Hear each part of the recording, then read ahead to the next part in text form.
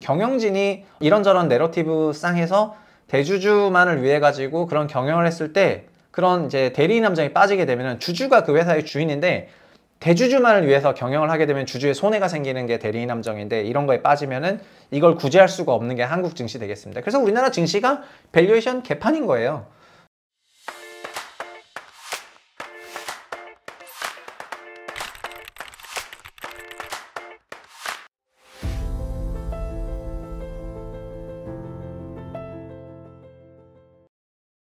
안녕하세요. 최상욱의 부동산 신문센터 최상욱입니다. 우리 채널에서는 뭐 매크로나 아니면은 국내 경제 주요 이슈도 다루고 있는데 오늘은 세기의 이원 띠르리 SK그룹을 다뤄보도록 하겠습니다. 저는 이혼 전문가는 아닙니다. 근데 어쨌든 이 이슈를 다뤄보도록 할게요. SK그룹의 최태원, 노소영 이혼에 한국이 주목을 하고 있고 특히 지난 5월 30일 선고가 있었는데 주식시장에서 이 뉴스를 더 주목했기 때문에 이게 주식시장 관련한 그런 기사들을 많이 보셨을 건데 오늘은 그 전후 맥락을 조금 소개를 해드리고 싶어가지고 이제 꺼냈거든요. 먼저 SK그룹에서 어쨌든 제일 중요한 기업은 당연히 엔비디아의 그 밸류 체인이라고 할 수 있는 SK 하이닉스겠죠. 이 SK 하이닉스라는 회사의 최대 주주는 SK 스퀘어라는 회사입니다. SK 스퀘어. 제 현직에 있을 땐 이런 회사 있지도 않았어. SK 스퀘어라니. 어쨌든 SK 스퀘어가 20.07%를 가지고 있고 연금이 7.9% 정도 갖고 있고 이제 나머지는 소액주주들이 이렇게 가지고 있습니다. 그래서 스퀘어가 20% 지분으로 지배하고 있어가지고 높은 퍼센티지는 아니라고 이제 생각하시겠죠? 근데 뭐 위급 상황이 되면 연금이 자기 편 들어주니까 연금이 자기 편 들어준 다음에 제가 그래서 국민연금 개혁하라는 게 이런 거 아닙니까? 국민연금은 기업을 그 지배 이걸로 주주권으로 그 살짝 이렇게 하는 거거든요. 여기 공장 지으쇼 뭐 약간 이런 게 가능해가지고 전 근대적이죠. SK 스퀘어라는 회사에 그러니까 하이닉스를 갖고 있는 SK 스퀘어의 최대 주주는 SK 주식회사입니다. SK 주식회사. 이 SK 주식회사가 이제 스퀘어 주식 30%를 갖고 있습니다. 스퀘어 주식도 연금이랑 뭐 맥쿼리랑 노르웨이 은행들이 꽤 많이 갖고 있고요. 개인도 이제 한 35% 정도 갖고 있습니다. 이 SK 스퀘어라는 회사는 어쨌든 닉스를 갖고 있는 건데 이 닉스를 갖고 있는 회사의 최대 주주가 SK주 그리고 뚜루룽 SK주가 드디어 최태원이 갖고 있는 주식이 되겠습니다. 이게 최태원이 17.73% 갖고 있고요. 최태원만 갖고 있는 건 아닙니다. 노소영 원장 역시 0.01% 갖고 있습니다. 장내 매수했네? 이게 작년 4분기인데 나 이거 지금 처음 보는구나. 장내 매수하셨군요. 네. 어쨌든 좋은 판단이었습니다. 제가 생각할 때는 좋은 판단이었고요. 그 다음에 최재원은 장내 매도를 일부를 했고 원래 근데 8,600주에서 8,700주니까 뭐 50주 매수한 거여서 별로 티도 안 나지만 어쨌든 이런 특수관계인이 그 지분 변화는 공시사항이어가지고 그래서 이것도 대부분 최태원이 가지고 있습니다. 그러니까 최태원은 17%가 퍼센티지 들어보면 알겠지만 높은 퍼센티지는 아니거든요. 그래서 높은 퍼센티지가 아니고 그걸로 SK 스퀘어 30% 갖고 있고 스퀘어는 또 20% 낮은 퍼센티지로 하이닉스 갖고 있으니까 그 구조가 굉장히 유리할 구조죠. 근데 주 SK는 전체적으로 어떻게 돼 있냐면은 아까 최태원 노소영은 얘기했는데 연금도 7% 갖고 있고요. 소액주주가 37.8% 갖고 있습니다. 그리고 중요한 거는 자사주가 엄청 많아요. 자사주가 거의 25% 가까운 자사주가 있기 때문에 이 자사주를 나중에 활용할 수 있거나 뭐 백기사한테 뭐 한다거나 등등 여러 가지가 가능해지겠다라고 생각을 하는 거죠. 네, 일단 서울고법에서의 이혼 판결은 최태원의 재산은 4조 2천억인데 그중에 2.2조 그중 대부분이 다 SK 27%다. 그래서 얘가 거의 다 2.2조 2천억으로 대부분이고 실트론이라는 회사가 있는데 실트론도 한 7,500억 되고 부동산도 있고 등등 있는데 근데 뭐 그 중에 35%가 노소영 몫이니까 1조 3,800억이다 이렇게 한 거거든요. 그러면은 만약에 이게 확정이 되게 되면은 최태원 회장은 노소영 관장에게 1조 3,800억어치를 줘야 돼요. 근데 본인이 갖고 있는 자산은 4조 원대인데 1조 3,800억을 주려면은 자산의 핵심이 SK 주식이기 때문에 SK 주식을 그럼 처분해야 될까요? 그럼 처분하게 되면 말도 안 되는 거죠. SK에서 SK 스퀘어로 17%, 최태원이 17%, SK로 여기 30%, 스퀘어에서 닉스로 20% 가고 있는데 얘가 지금도 17%로 낮은데 한 7% 정도 처분해버리면 세상 어떤 일이 벌어지겠어요? 그럼 그때는 SK가 완전히 어마어마한 그런 그 사단이 나는 거예요. 그래서 아마도 사람들 생각은 SK 주식을 담보로 담보대출 받거나 근데 이미 담보대출이 4,500억이 있다고 합니다. 그렇지만 2조 2천억이니까 담보대출 좀 더 인정해주면 더 받을 수도 있겠죠. 그리고 실트론 매각하고, 실트론이 매각하게 되면은 어쨌든 7,500억인데 그거를 매각을 하고 그 매각 대금에 양도세 내고 이제 본인이 갖고 있으면은 결국 담보대출 받고 실터 좀 매각하고 그렇게 준비하지 않을까 이런 생각이 있고, 뭐 근데 어쨌든 그런 과정에서 뭔가 고리가 약해질 것 같다라는 그런 생각이 드니까 이제 막 SK 스퀘어 주식이 이제 시세 강세로 간 거죠. 통상 이런 경우에 SK 스퀘어 주식은 중간 지주라는 개념인데 그림을 보시면 이렇게 되어 있습니다. 글자가 좀 작은데요. 맨 위에는 채태원이라고 보시면 되고요. 그리고 특수관계인이 여기 SK라는 지주사를 가지고 있습니다. 이 SK 지주사 밑에 수많은 회사들이 있는데 빨간색으로 제일 큰 회사가 SK이노베이션. SK이노베이션은 이제 원유 정유 만드는 회사고 그 회사가 SKIT를 갖고 있고 그리고 SK온도 가지고 있습니다. SK온 배터리 관련해서 갖고 있고요. SK텔레콤, SK텔레콤이랑 SK스퀘어가 있는데 이 두 개가 원래 한 회사였다가 두 개를 쪼갠 겁니다. 그래서 원래는 종전에는 텔레콤이 닉스를 가지고 있었어요.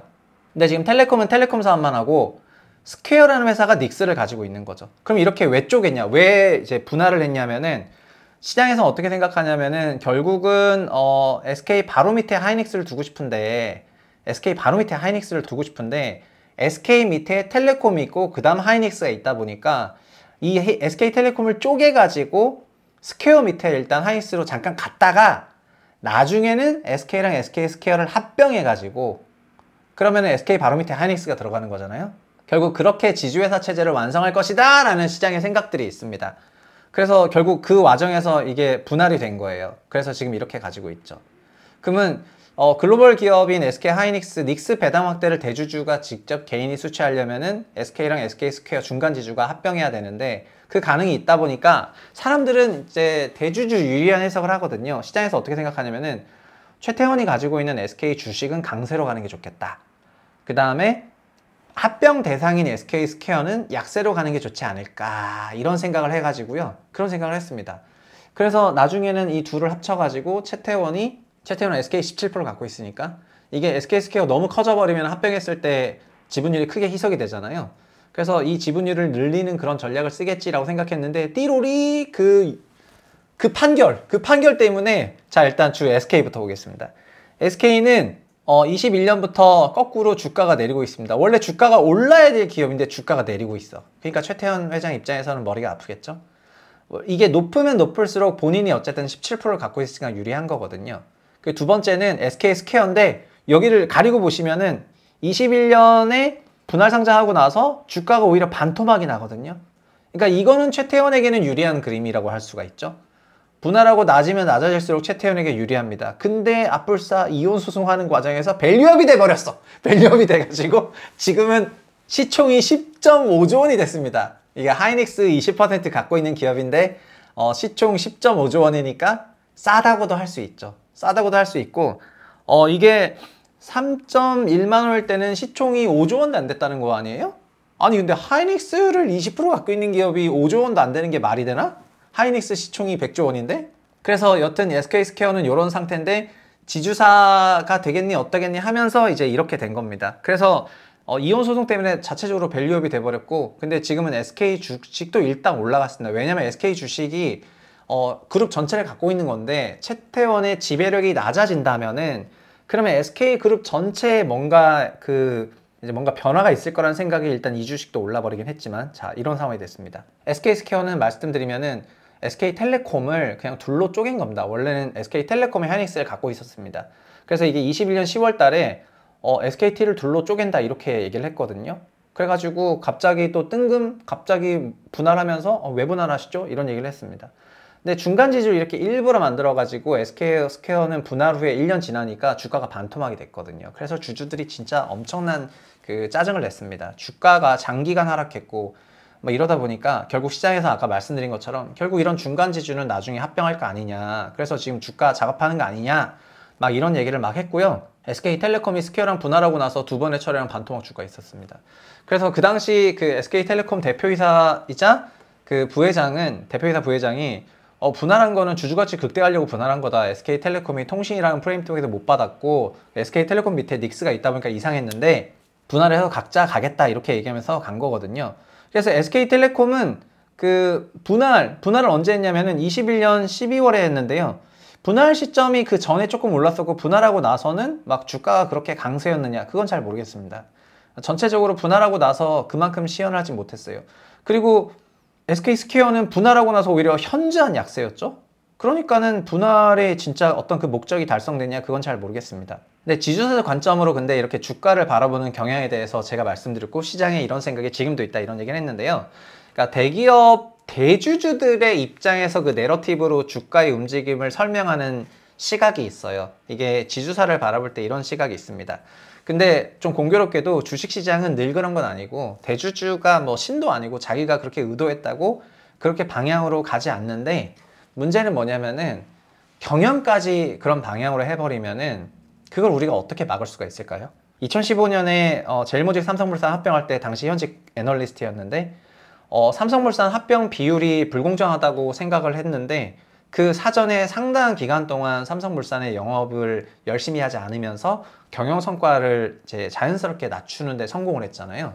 그러면 실제로 보수적인 경영을 해버리게 되면은 주가는 어떻게 되는 거예요? 주가는 그러면은 그 내재 가치가 있다고 생각하더라도 경영 성과 따라가지고 주가가 가는 건데 경영진이 그렇게 해버리면은 주가 그렇게 가는 거 아니에요? 그래서 이 지주사직 관점에서 주가를 바라보는 거는 그렇게 그들의 내러티브를 통해서 바라보는데 그런 내러티브가 지금 어떻게 됐다? 어마어마하게 꼬였다. 그러니까 최태원의 내러티브는 SK 띄우고 스퀘어 낮추고 그 상황에서 나중에 SK랑 스퀘어를 합병할 가능성이 있고 그렇게 되면은 지분율이 높고 하이닉스의 배당을 직접 받으면서 이제 SK 제국을 만드는 내러티브였는데 이제 그 35% 그리고 그 중에서 코어라고 하는 SK 주식 다른 주식도 아니고 SK 주식이 제일 코어인데 그거를 이제 줘야 된다는 상황이 생겼기 때문에 이 내러티브는 완전 비상이죠. 비상인 겁니다.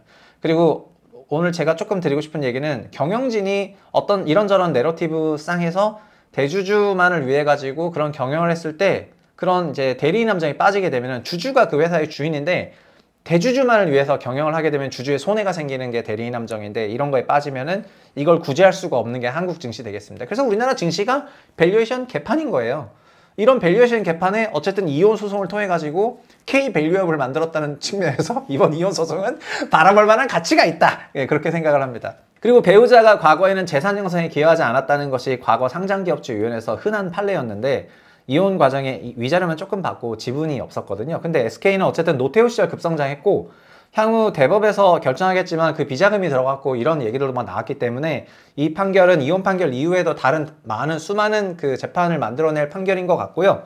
어쨌든 이혼만 보자면은 한국 판결의 역사를 바꿀 배우자한테 35% 정도라는 딱 이제 그렇게 됐습니다. 그래서 이런 SK그룹주를 이제 막 스토리로 대응을 하고 이렇게 했었던 사람은 뜬금 이제 SK스퀘어 주가가 올라가면서 뭐지? 이런 K밸류업 이랬을 건데요.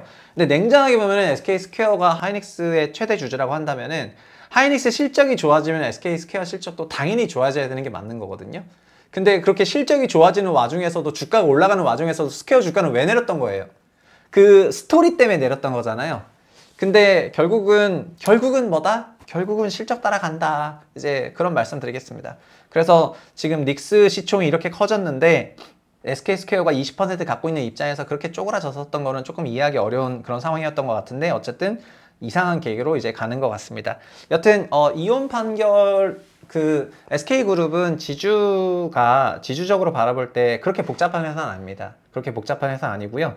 그래서 몇 개 조사해 보면은 다 나오는 회사거든요. 다만 이렇게 뉴스만 보면은 그 지분 구조나 이런 게 정확히 눈에 들어오지 않기 때문에 오늘 제가 이 설명을 조금 드렸고요. 앞으로 이 이혼 판결 어떻게 될지 또 관련해서 SK 스퀘어, SK 하이닉스 이런 기업들이 어떤 주가 흐름을 보일지 지켜보면 재밌을 것 같습니다. 네. 그래서 오늘 제가 궁금한 점은 사실 한국 주식시장은 대주주 위주로 뭐 국민연금도 보호해줘, 뭐 주식시장도 뭐 대주주를 보호해줘 이렇게 여러 가지 시스템이 있다고 느껴져서 소액 주주들이 정말 불합리하다 이렇게 많이 느껴지는데 그에 비해서 미국 시장은 예를 들어서 스티브 잡스도 애플에서 쫓겨났던 적이 있고 스티브 잡스가 사망했을 때도 자식들이 아니라 최고 경영자가 다른 사람으로 될 만큼 저는 되게 주식시장이 건강하다고 많이 느꼈거든요. 한국이 그렇게 좀 건강한 주식시장이 되려면 정말 어디서부터 어떻게 바뀌어 나가야 될지 좀 궁금합니다. 한국이 건강한 주식시장이 되려면은 한국이 왜 건강하지 못한 주식시장이 되었는가. 그 시작을 아마도 주식시장에 있는 사람들은 다 알 건데, 그 과거 삼성그룹의 그 승계 과정에서 에버랜드 전환사채 문제 때부터 그때의 그 판결에서부터 이제 시작됐다고 보는 게 맞거든요.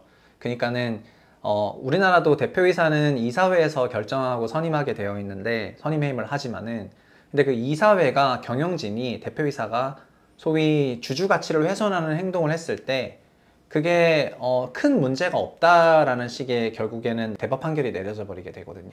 사실 그 이사회나 대표이사나 이런 경영진들은 회사를 위해서만이 아니라 주주를 위해서도 다 같이 일을 해야 되는데, 우리나라 그냥 상법에 이제 회사를 위해서 일을 한다고 하는 거를 좁게 해석을 한 거예요. 그 회사를 좁은 의미의 말 그대로 그 회사 엔티티로만 해석을 하셨던 것 같아요. 그래서 여기서 말하는 그 회사라는 거는 그 회사와 회사 생태계 전체라고 확대 해석을 할 수도 있는 것을 그렇게 극도로 좁게 해석을 해버리니까, 그러면은 뭐 이사회가 회사를 위해서 일을 하면 된다는 거지, 이사회가 주주를 위해서 일할 필요가 없다, 이런 필요성이 되는 거거든요. 그러면은 이사회를 선임하거나 하는 그런 권한이 있는 그런 대주주 세력에서는 주주를 위해서 일을 하지 않고 나를 위해서 일하는 이사진들을 구축할 수가 있게 되는 거고요. 아까 말했던 그런 대리인 문제가 크게 발생을 하게 되거든요. 결국에는 회사는 있는데 주주를 위해서 일하는 게 아니라 그냥 소위 최대 주주를 위해서 일을 하는 거예요. 그렇게 쭉 가는 게 법으로 보장을 해버린 거예요. 그럼 여기서 주주를 위해서 일하는 회사는 이제 선한 의도로 그렇게 일하는 회사가 되는 거고, 대부분은 다 법에서 저장한 대로 나 그냥 대표이사와 회사를 위해서만 일하면 되는데요, 이런 거다 보니까 21대 국회 때부터 상법 개정을 해가지고 그 회사뿐만 아니라 그 이제 주주를 위해서 일하도록 하는 그런 개정안을 내자, 이런 얘기를 냈는데, 그런 시작을 지금 거의 못하고 있죠. 22대 때에서는 그런 얘기 잘 못하고 있습니다. 그러니까는 여전히 그 회사를 운영하고 회사의 경영진들은 이제 자기를 견제하는 세력이 없고, 그죠? 왜냐면 자기는, 특히 본인 대표이사는 어차피 이사회에서 결정할 때 이사회가 친 자기 세력이라고 하면 누가 나를 자르겠습니까? 그러니까 견제할 세력이 없고, 내가 회사를 위해서만 일하면 주주한테 손실을 끼쳐도 본인은 위협이 없는 거예요. 그러니까는 이런 제도 시스템적인 부분을 고치는 거가 1번인 것 같고, 그다음 근본적으로 결국은 최선을 다해서 일을 하지 않으니까 낮은 성과가 나오고, 낮은 성과가 나오니까 낮은 수익률이 나오고, 낮은 수익률은 돈이 안 들어오고, 이런 이제 악순환이 반복이 되는 것 같네요. 고칩시다. 네, 감사합니다. 다음 시간에도 찾아뵙겠습니다.